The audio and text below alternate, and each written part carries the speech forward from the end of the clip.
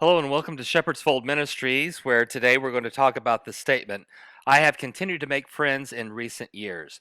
This statement was part of a research project that was conducted in 2019, the first ever multi-denominational research project of retired ministers. And by retired ministers, I mean those ages 67 and older or those who have official retirement status.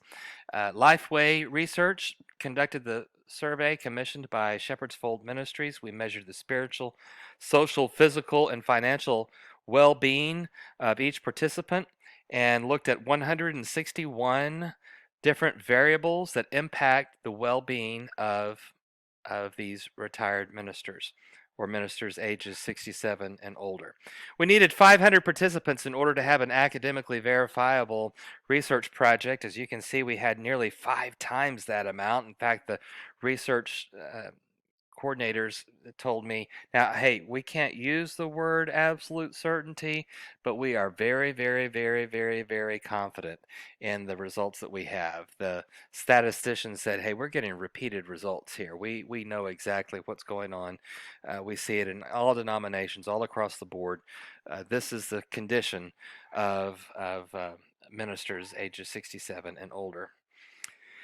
It was grant funded, cost over $36,000 to do this research project with the professionals of Lifeway there, and 433 pages of results. But it's this one question, a statement that for which you could have various answers that I'd like to give attention right now. And it's the statement, I have continued to make friends in recent years.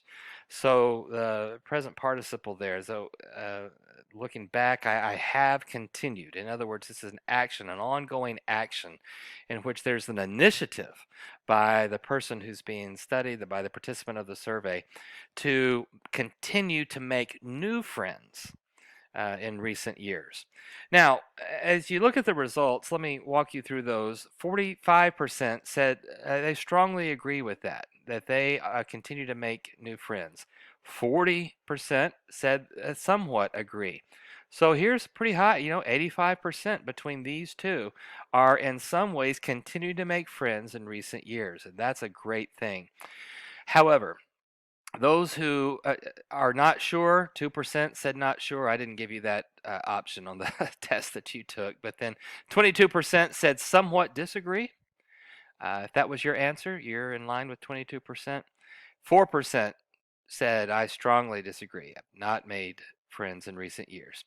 Here's why this matters. And I put this on a graph to illustrate kind of in the form of a car dashboard. That if the engine is running too hot right here, things are bad. If things are cool, things are good. So blue to red, low to high. This is a danger zone right here with the high red. So I took the numbers of the well-being of the average of those who chose the word strongly agree, and it matches up with this line right here. You see in the blue, you almost hardly do any better than what they're doing. Their overall well-being is very strong. If somewhat agree, now you'll see a big shift here. It's still in a yellow zone, and that's good. Things are good, but they could be better. So somewhat agree.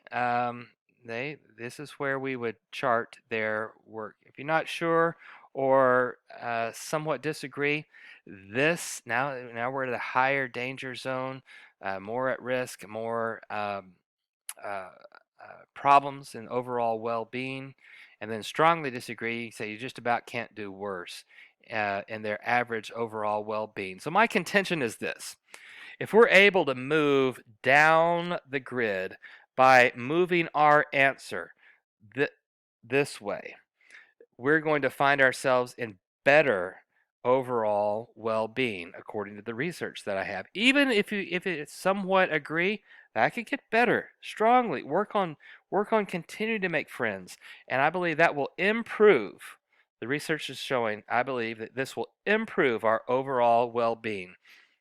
How can that happen? I'm going to give you 3 action steps to help with that. One is to cultivate friendships beyond the circle of your ministry assignment. And by cultivate, I mean 2 things. One is to make new friends, And second, in other words, take the initiative. And secondly, is to keep the new friends, to stay in touch with those friends that you make, and to have them outside what's been handed to us, what was assigned to us by family and ministry assignments.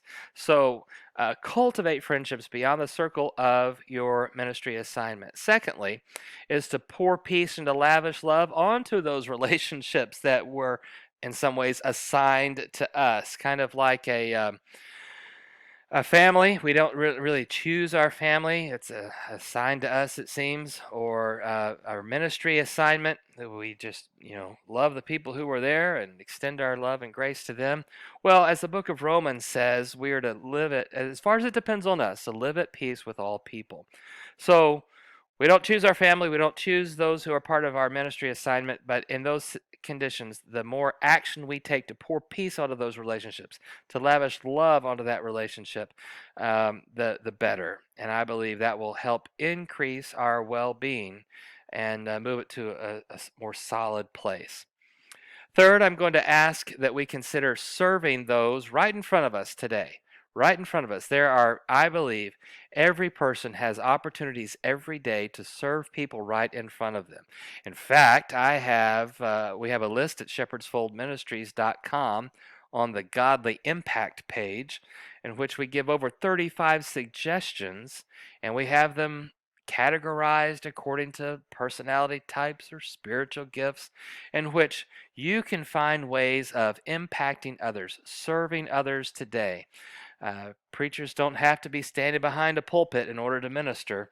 We can make a difference in the lives of people by serving them right in front of us today. So I hope that gives some suggestions about how we can find ways to continue to make friends, even new friends in recent years, and find our well-being move to a more solid place, a stronger place, out of the red zone into a place of more stability.